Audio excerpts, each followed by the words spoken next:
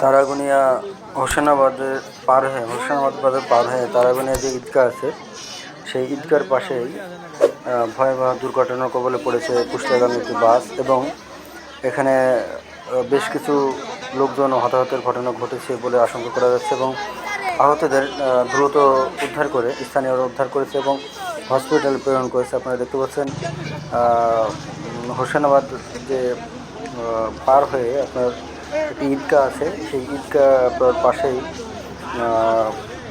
একটি বাস দুর্ঘটনার কবলে পড়েছে। সে বাসে বেশ কিছু যাত্রী ছিল যারা দাবি করে বলছিল যে এই ড্রাইভার হয়তো বা ঘুমাচ্ছিল এবং ঠিক সেই মুহূর্তে গাড়িটি এমনভাবে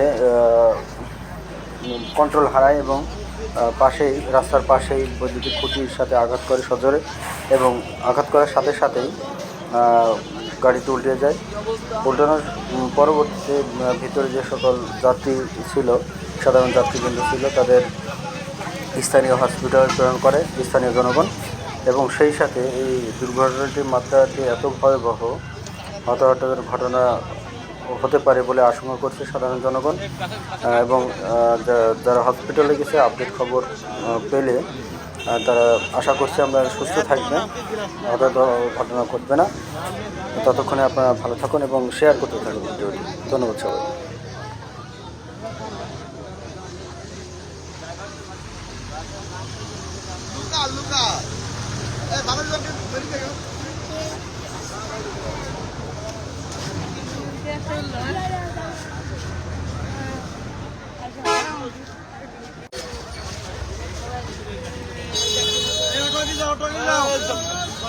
ভাই